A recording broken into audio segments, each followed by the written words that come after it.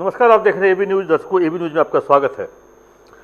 आज हम अपराध से जुड़ी हुई खबर नहीं, पुलिस से जुड़ी हुई खबर नहीं, पटेल भवन नहीं, आज पॉलिटिकल खबर लेके आए हैं, क्योंकि बांकीपुर की चुनाव की घोषणा हो चुकी है। 30 जुलाई को वोटिंग है, 3 अगस्त को उसकी काउंटिंग है और प्रशांत किशोर ने अपनी दावेदारी वहाँ पर पेश कर दी है और वो प्रशांत किशोर जनसुराज के उम्मीदवार होंगे। लेकिन क्या इस बार प्रशांत किशोर के लिए बहुत टेढ़ी खीर है? क्या यहाँ पर कुछ नई लिखी जाएगी या मात्र जीत हार का है यह सीट, या एक कहे जो पूरी तरह से इस सीट के लिए लगातार लोग जोर आजमाइश कर रहे हैं, क्योंकि सरकार के कुछ फैसलों ने सरकार के ही माथे पर बल ला दिया है। आपने देखा होगा, जो सरकार एक कदम आगे चलती है फिर 2 कदम पीछे भी हट रही है।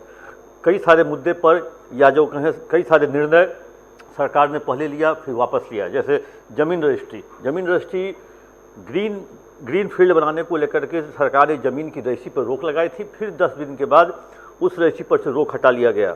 लालू की सिक्योरिटी पहले वापस ले ली गई, फिर 15 दिन के बाद हो हल्ला हंगामा हुआ, फिर लालू की सिक्योरिटी वापस कर दी गई। भरत तिवारी के परिजनों पर पुलिस के द्वारा किया गया FIR, हंगामा हुआ, सरकार के ही अपने लोग वहाँ जाके आंदोलन किए, अशोक चौधरी गए, मिथिलेश तिवारी गए, विजय सिन्हा का भी आया बयान। कई पूरे आंदोलन के तहत फिर अंत में सरकार भरत तिवारी के परिजनों पर जो FIR था उसको वापस लेती है। तो आखिर सरकार का सलाहकार कौन है जो इस तरह की सलाह को देता है और सलाह मतलब इस तरह के काम करवा रहा है सरकार से? अभी एक दिन पहले कहे जो एक तरह से अभी एक खबर चल रही है, जो प्रत्येक गांव से 1100 से 1200 रुपया टैक्स के तौर पर वसूला जाएगा। फिर उसका रोड टैक्स में बढ़ोतरी होगी। 1 रुपये 25 पैसे किलोमीटर से 8 रुपये किलोमीटर तक का टैक्स की घोषणा की गई है। वैसे अभी लागू किया नहीं गया है और उसी बीच में आपको चुनाव की घोषणा हो जाती है। ज़मीन की रजिस्ट्री की कीमत 3 गुना हो गई, अमीन का रेट भी बढ़ गया। मतलब सरकार अचानक से ठीक बांकीपुर चुनाव से पहले इस तरह के निर्णय ली है।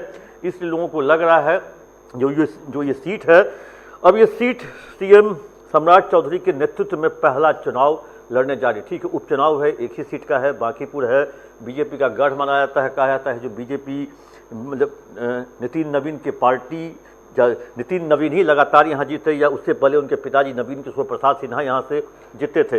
लेकिन बीजेपी के गढ़ में इस बार पहली बार लगता है बीजेपी को भी चुनौती मिल रही है, और बीजेपी को नहीं, सरकार के अंदर से उसको चुनौती मिल रही है। क्योंकि शाहपुर प्रकरण में जिस तरह से सरकार के ही लोगों ने घेरा, और सरकार को इस बार बाहर से खतरा नहीं है, सरकार को सरकार के अंदर से ही खतरा साफ तौर पर दिखाई दे रहा है।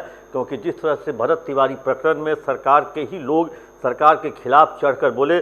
कल अशोक चौधरी गए थे, जो बिहार सरकार में मंत्री भी हैं, वो वहाँ गए, वहाँ उन्होंने भरत तिवारी के परिजनों से मुलाकात की और पुलिस के जो कहें, जो अब तो मुठभेड़ कहना बेकार होगा क्योंकि अब तो लोग हत्या कह रहे हैं, तो उस हत्याकांड की उन्होंने भर्त्सना भी की, निंदा भी की और दोषियों को कड़ी से कड़ी सजा देने की मांग भी की।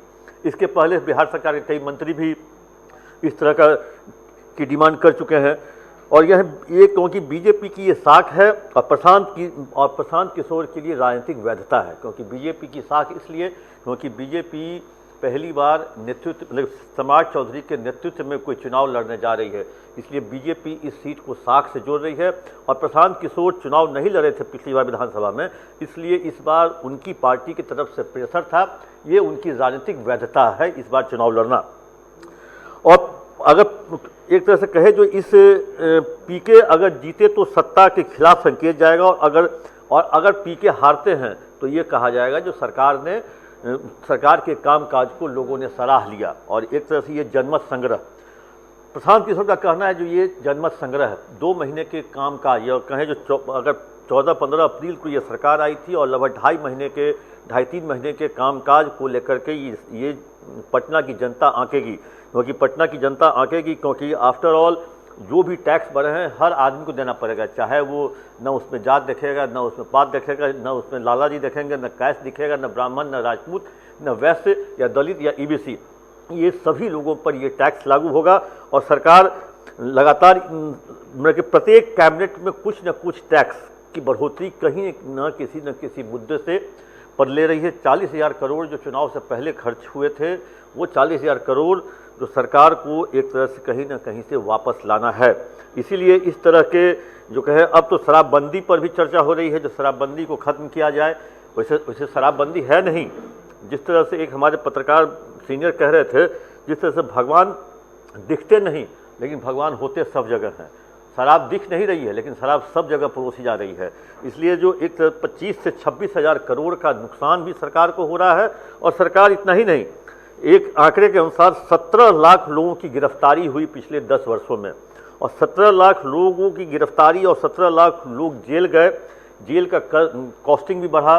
एक कैदी को खाना जरूर मिलता होगा, अगर वो जेल जाकर रह रहा है 1 या 2 दिन भी रहा होगा, क्योंकि शराबबंदी में अगर पीने पे अगर पकड़े जाते हैं तो 24 से 36 घंटे में बेल भी होता है।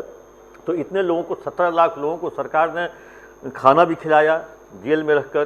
25,000 करोड़ का खर्चा भी हो रहा है, और एक पैरेलल इकोनॉमी भी यहाँ लगातार डेवलप कर रही है, उस पर भी अब चर्चा हो रही है। और ख़ासकर पटना जैसे शहर में जिस महिलाओं के कहने पर, जिस महिला की मांग पर शराबबंदी हुई थी, उसी महिला के क्षेत्र में इस बार बीजेपी की साख की चुनौती है।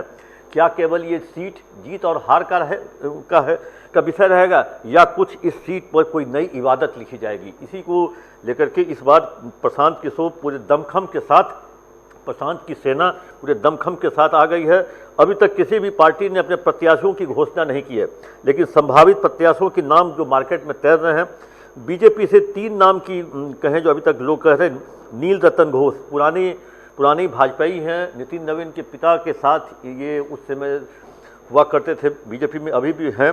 दूसरे नाम डॉक्टर अजय आलोक हैं, ये जेडीयू में थे, एलजेपी से भी चुनाव लड़े हुए हैं, बीएसपी से भी चुनाव लड़े, अभी पिछले 5-7 वर्षों से बीजेपी में हैं। रणवीर नंदन अभी कहे जो धार्मिक न्यास बोर्ड के अध्यक्ष हैं, लेकिन रणवीर नंदन की इच्छा है जो बांकीपुर से चुनाव लड़े, क्योंकि बांकीपुर में कहा जाता है जो कायस्थ जात ये ज़्यादा वोटर है और कायस्थ जात पर इनका भरोसा है। वैसे वैश्य, ब्राह्मण और राजपूत भी हैं, किसी किसी इलाके में यादव भी हैं और मुसलमान भी हैं।